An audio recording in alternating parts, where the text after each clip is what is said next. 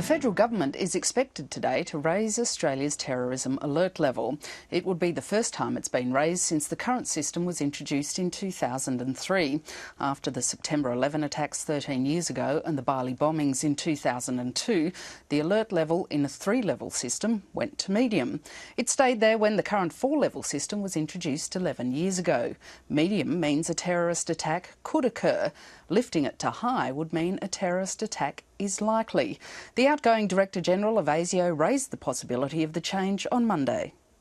I'm certainly contemplating very seriously the notion of lifting it higher because of the numbers of people that we are now having to be concerned about in Australia, because of the influence of Syria and Iraq on young Australians, both in terms of going to those places to fight, but also in terms of what they are doing here in Australia. This is under active consideration by ASIO at the moment. I want to stress that this is a professional judgment of the intelligence agencies, not a political judgment of the government, but the government will respond to any advice that ASIO gives it promptly.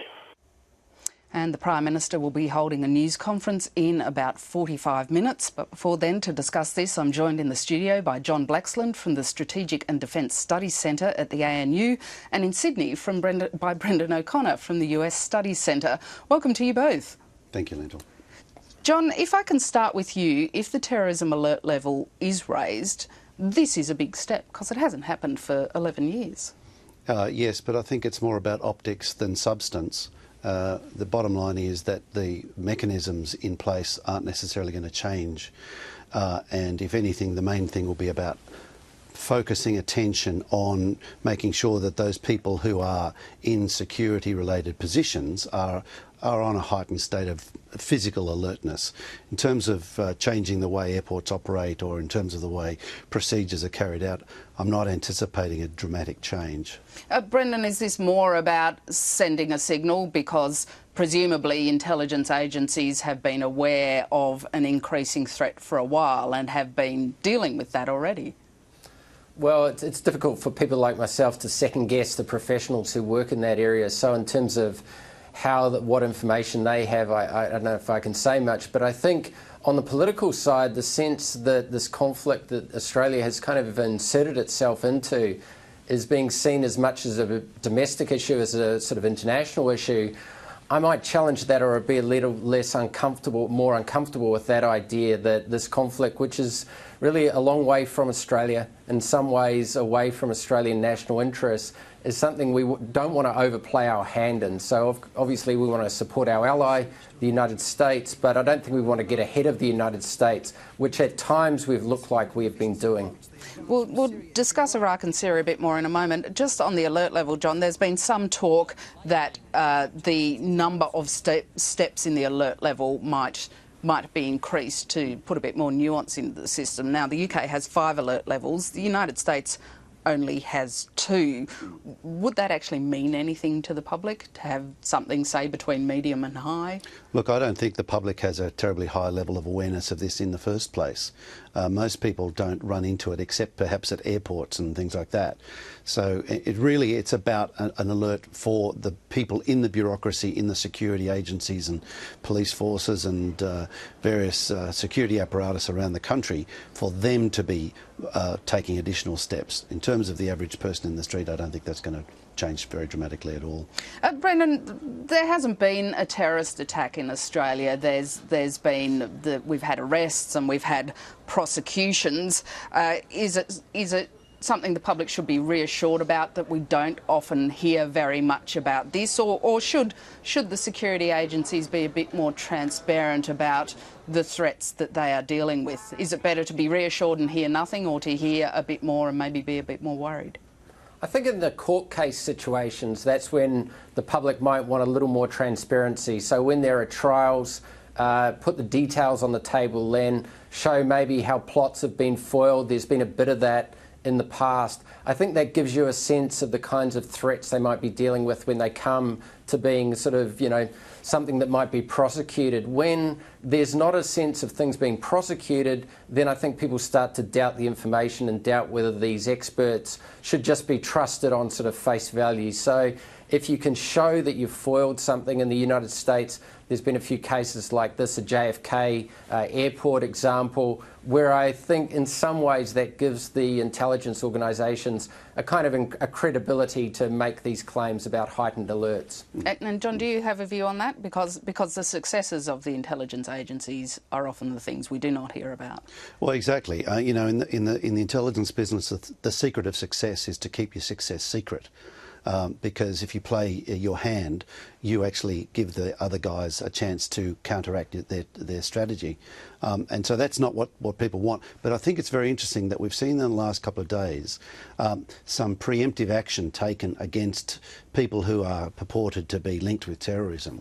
And this is going to have a ripple effect across the community. And I think that was probably a deliberate step to try and act in a bit of a disruptive manner to try and break the cycle, if you like, and have a knock-on consequence, and actually maybe try and calm things down a little bit, get people back in their boxes a little bit. We might move on now. Now, not only Iraq, but Syria will be the target of US airstrikes after the President Barack Obama outlined the mission to not only degrade but destroy the Islamic State extremists. He announced the broader mission yesterday morning, Australian time. Tonight, with a new Iraqi government in place and following consultations with allies abroad and Congress at home, I can announce that America will lead a broad coalition to roll back this terrorist threat. Our objective is clear. We will degrade and ultimately destroy ISIL. The President has pointed out that airstrikes will continue, and they have been effective as far as we understand. And we do have the capability to take part in airstrikes. If we're requested to do so, we will consider it in terms of the overall objectives. We will need to have a clear and proportionate role for Australia. We would need to understand the resources and the assets that would be required and have a defined timeline so that we can then weigh the risks, make our judgment and then inform the Australian people. Brendon, did Barack Obama do enough to explain not only what the US would be doing, but why? I think he had to make that speech. He was under a lot of pressure for not having a strategy. He'd said that himself. So he wanted to define the enemy on his terms, make it an enemy that he could at least see as being able to be, in his words, defeated. I think that's too ambitious, but an enemy that he painted in very negative terms. And so there's an unusual mix of a humanitarian mission involved in this, a state-saving mission for Iraq, and also a war on terror mission, which really takes us back to the Bush era. So I think it's fairly muddled what Obama's doing. It is a messy problem, but I think he's caught between basically sort of Clinton-like policies of the Clinton era and Bush sort of junior policies, and really hasn't been able to assert his own approach, which would be probably more prudent, probably more ally-based. He just hasn't been able to find grounds for that in his presidency or a way to work that. John, we have a sense of what will happen in the short term. Do we have a sense of what's going to happen in the medium and long term? Well, I'm not sure we do, actually. The problem is that what President Obama has declared as his strategy is more like an operational plan. We're actually missing a long-term strategy, and that's the real conundrum we face. We've heard talk about a coalition of 10 Middle Eastern countries supporting the US efforts in Iraq. But what are they doing in substance, and what are they really doing in terms of trying to get to the root cause of this problem? And this is, I think, like a multi-headed hydra. And what we're doing at the moment is we're trying to lop off a head. Well, what happens next? The problem is that none of us have a really clear idea of how to grapple with this. Part of that is because I don't think any of us really understand how to, in terms of the concepts that are motivating people to join this so-called Islamic State, how do you take the oxygen out of the fire? How do you really neutralise that? It's not easy. And Brendon, as we've seen in the past, the US hasn't managed to destroy the Taliban and hasn't managed to destroy al-Qaeda. What are the risks that, if it does manage to substantially degrade Islamic State, that the next group that pops up will simply learn the lessons of what Islamic State has done, the way it's communicating, and get its strategy better? I think that's exactly right. I mean, that's the right question to ask. That we've been here before in some regards. In the Iraq War in 2006, 2007, there was an enormous radical Sunni uprising under sort of al-Qaeda Iraq. America surged a massive number of troops, increased the troops, paid off a lot of local Sunnis to side with the Americans against al-Qaeda radicals, and they were able to put down those forces reasonably effectively and called it the great triumph of the Iraq War. And the Republicans often talk about it as one of the great military triumphs almost of the last 100 years. But really these people are back again. I mean, the tactic is always to in some ways retreat when America is most interested in an issue, dealing with it most forcefully as the Taliban have done, and then when Americans become less involved or distracted elsewhere, then seize your opportunities. So the sense that America is committed to this for many years ahead is hard to believe, and I think this has a very political element for it with Obama. His popularity isn't strong. He's taking a lot of criticism over this. I think there's a pressure to do something, and the fact that you do something, you know, seemingly gets the sort of heat off you politically, but it doesn't mean it's the right thing. And John, Australia's been sending out signals for a little while that it's prepared to be involved in airstrikes. Do you think doing something from Australia's perspective will involve cooperation at that level? It's looking more and more likely that we'll be in that kind of ballpark. My concern is that that's actually, while it's going to make us feel good about kicking butt, if you like, and getting back at people for having done such dastardly things, it's not really addressing the core issues. It's going to create a breathing space, I think. That's fair enough. But then what? We need to think through the ramifications, not just in Iraq, but also in terms of Syria. And this is another aspect that people aren't thinking about very much is Assad has an ally in Putin, in Russia. And, you know, if we're going to go into Syria, then we need to think through the global ramifications, because this is something that the Russians are quite invested in. This is one of the reasons why Syria has been such a problem all along. They haven't been able to get UN agreement because there's been effectively a Russian blockage to that, and a Chinese one. And the Chinese aspect is also significant, because this is, you know, the so-called pivot to Asia is really kind of vaporising before our eyes, unfortunately, and we're not really, you know, in terms of what's in Australia's interests, us going and playing in a high school or primary school soccer in the Middle East and following the ball means that our concerns in Australia's neck of the woods in Southeast Asia and in this region is really being pretty much ignored. And if we look back at what happened in 2006, when we were ramping up in Afghanistan and in Iraq in 05 and 06, that was exactly when things were starting to fester in East Timor. And in May 2006, we had a crisis, and we were caught flat-footed.